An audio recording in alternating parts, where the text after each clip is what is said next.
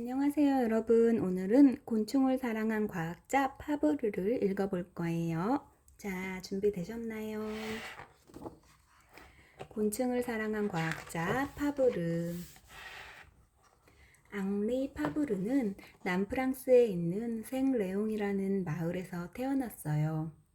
생레옹은 땅이 험하고 거칠어 농사지을 땅이 많지 않았기 때문에 파브르네 집은 몹시 가난했어요. 그래서 부모님은 파브르를 할아버지 집에 맡기기로 했어요. 파브르, 할아버지 집에는 가축들이 많단다. 먹을 것도 풍족하고. 파브르는 아버지를 따라 할아버지 집으로 향했어요. 넓은 들판을 지날 때였어요.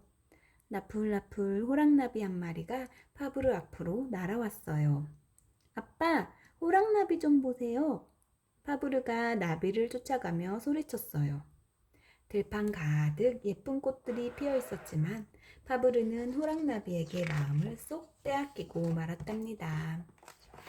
할아버지 집에는 일꾼이 많았어요. 그래서 할머니는 식사 때마다 많은 음식을 준비했어요.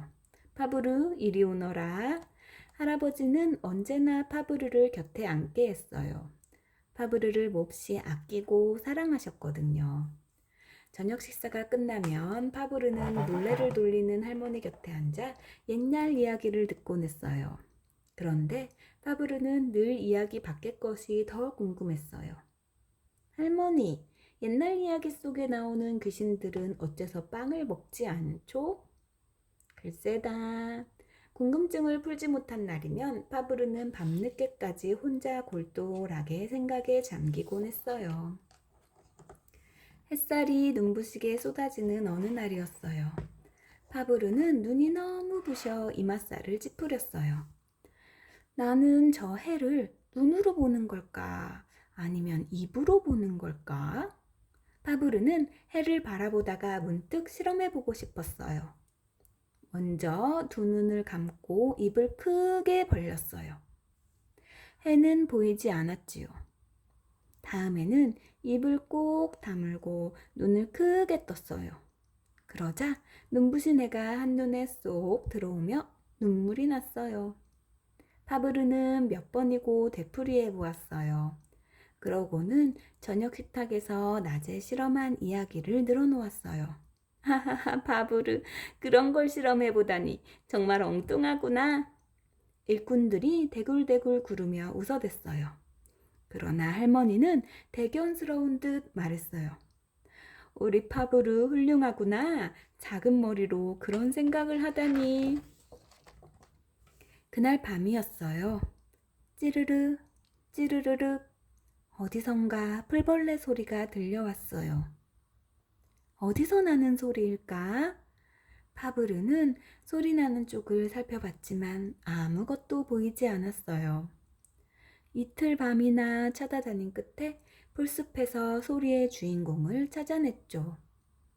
파브르는 살금살금 다가갔어요. 잡았다! 그것은 날개가 얇고 초록빛이 나는 작은 벌레였어요. 할아버지가 풀무치라고 알려주었어요. 파브르는 풀무치를 밝은 불빛에 비춰 찬찬히 살펴보았어요. 찌르르, 찌르르륵. 풀무치의 아름다운 노랫소리는 파브르를 곤충의 세계로 푹 빠져들게 했답니다.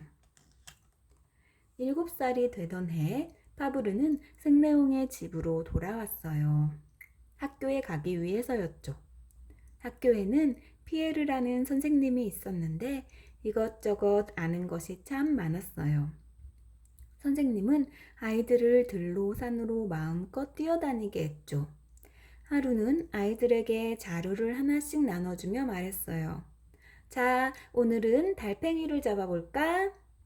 아이들은 신이 나서 달팽이를 잡기 시작했어요.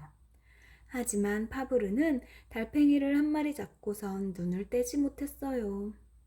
이 큰 달팽이는 무늬도 있네. 집에 가지고 가서 좀 더 자세히 살펴봐야지. 파브르는 집에 와서도 달팽이만 바라봤어요. 그 모습을 보고 어머니는 긴 한숨을 내쉬었어요.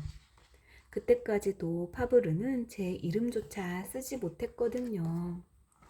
아버지는 걱정 끝에 좋은 방법을 생각해내곤 동물 그림 밑에 이름이 쓰인 낱말 카드를 사왔어요. 아빠, 너무 재밌어요. 얼마 지나지 않아 파브르는 동생에게 가르쳐 줄 만큼 글자를 깨우쳤답니다. 그런데 파브르의 집안 형편이 더욱 나빠졌어요. 하는 수 없이 파브르네 집은 로데즈로 이사를 했어요. 부모님은 그곳에서 작은 음식점을 차렸어요. 하지만 음식점은 생각처럼 잘 되지 않았죠.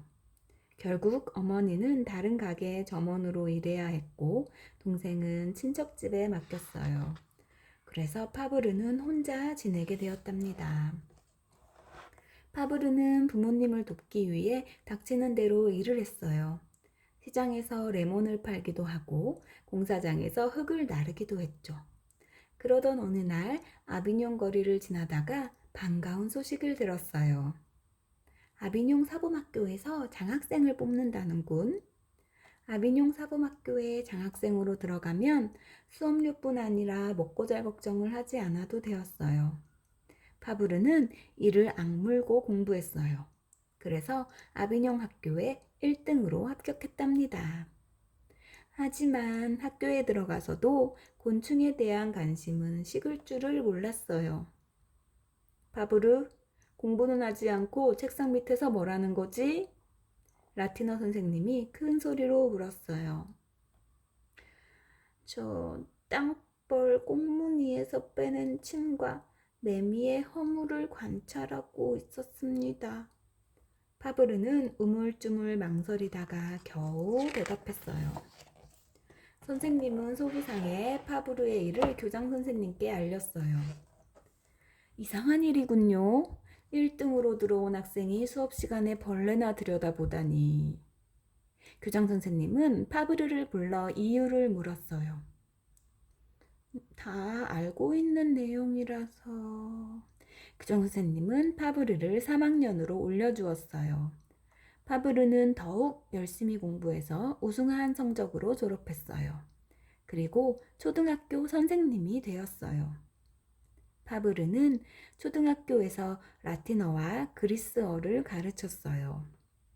그러면서도 파브르는 수학과 과학을 공부했는데 얼마 안 가 수학과 물리학 선생님 자격증을 모두 땄어요.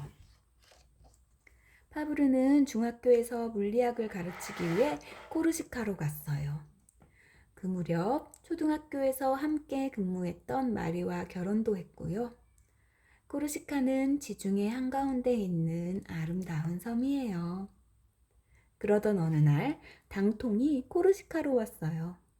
당통은 유명한 물리학자인데 코르시카 섬에 있는 동물과 식물에 대해 연구하기 위해 온 것이었죠. 파브르는 당통을 자기 집에 머물게 하면서 함께 연구에 몰두했어요. 그런 파브르를 보고 당통이 말했죠. 수학이나 물리학보다 생물학을 공부하는 게 어떻겠소? 당신은 훌륭한 생물학자가 될 것 같소. 파브르는 당통의 말에 가슴이 설레었어요.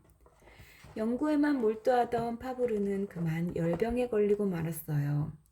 늘 질적질적한 늪에서 살다시피 하다가 병을 얻은 거예요. 하는 수 없이 파브르는 프랑스로 돌아왔어요. 그리고 건강이 회복되자 아비뇽의 한 중학교에서 다시 물리학을 가르쳤어요. 그러던 어느 날 파브르는 의사면서 곤충학자인 디프루가 쓴 책을 읽게 되었어요. 비단벌레와 나나니벌에 대한 내용이었죠. 나나니벌은 죽은 비단벌레의 몸에 썩지 않게 하는 침을 놓는다. 그런 다음 비단벌레 몸에 알을 낳아 알에서 깬 애벌레가 비단벌레를 먹게 한다. 파브르는 날이 밝도록 디프르의 책을 손에서 놓지 못했어요. 벌레들이 어떻게 살아가는지 관찰하는 일이야말로 내가 할 일이야. 파브르는 새로운 일에 몰두하기 시작했어요. 나나니벌과 비슷한 노래기벌을 잡아서 침에 든 독성분을 연구하기 시작했죠. 비단벌레 대신 바구미를 먹이로 주었고요. 그런데 노래기벌에 쏘인 바구미를 관찰하던 파브르는 깜짝 놀랐어요. 벌에 쏘여 죽은 줄 알았던 바구미가 사흘이 지나도 썩지 않는 거예요. 다시 바구미 연구에 몰두한 파브르는 드디어 굉장한 사실을 알아냈어요. 알았다! 노래기벌은 바구미를 죽이지 않고 신경을 마비시켜 죽은 것처럼 보이게 한 거야. 파브르는 노래기벌 연구 내용을 자세히 써서 과학 잡지에 발표했죠. 참으로 멋진 연구를 해냈군요. 어려움이 많겠지만 더욱 훌륭한 연구를 부탁합니다. 파브르는 프랑스 정부로부터 공로를 인정받아 큰 상을 받았답니다. 아비뇽에서는 교육을 받지 못한 사람들을 위해 무료 강좌를 열고 있었어요. 파브르는 교육부 장관의 부탁으로 일주일에 2번 강의를 했어요. 파브르의 강의는 인기가 대단했죠. 그런데 어느 날 강의를 하러 강의실에 도착한 파브르는 어이없는 소식을 들었어요. 파브르 선생의 강의가 취소되었습니다. 강의 내용이 이상하다는 항의가 들어온 거예요. 새롭고 신비한 곤충들 이야기를 제대로 받아들이지 못한 거죠. 이 일로 파브르는 학교에서도 쫓겨나고 집마저 비워주게 되었답니다. 하지만 파브르는 연구를 멈추지 않았어요. 파브르는 자기가 알아낸 곤충에 관한 이야기를 글로 썼어요. 책이 나오자 사람들은 파브르에게 높은 관심을 보였어요. 파브르는 순식간에 유명 인사가 되었지요. 덩쿨 식물인 꼭두선이 연구로 훈장까지 받았고요. 그러나 기쁨도 잠시뿐이었어요. 사랑하는 아들이 죽고 만 거예요. 파브르는 큰 슬픔에 잠겼어요. 그러나 슬픔을 딛고 일어나 오래전부터 아들을 위해 하고 싶었던 일을 시작했죠. 바로 쉽고 재미있는 곤충기라는 책을 쓰기 시작한 거예요. 오랜 시간 끝에 파브르의 곤충기가 책으로 나왔지만 학자들의 반응은 차가웠어요. 너무 쉽게 쓰였어. 그러나 파브르는 아랑곳하지 않았어요. 곤충을 모르는 사람이라도 흥미를 갖도록 해야 해. 파브르는 세리냥이 나는 한적한 마을로 이사를 했어요. 세리냥에서 파브르는 꾸준히 곤충기를 펴냈어요. 그리고 마침내 10권의 곤충기가 완성되었답니다. 파브르의 곤충기는 프랑스어뿐만 아니라 세계 여러 나라의 언어로 번역되어 있어 전 세계 사람에게 읽혔어요. 30여 년에 걸쳐 완성한 파브르의 곤충기에는 10권 모두 곤충과 자연에 대한 사랑이 듬뿍 담겨 있었어요. 파브르는 92살의 나이로 사랑하는 가족이 지켜보는 가운데 조용히 눈을 감았어요. 파브르는 세상을 떠났지만 작고 보잘것없는 곤충까지 사랑한 그의 따뜻한 마음은 곤충기를 통해 영원히 전해질 거예요. 네, 여러분, 오늘 곤충을 사랑한 과학자 파브르 재밌게 읽으셨나요? 그럼 다음에 또 만나요. 안녕.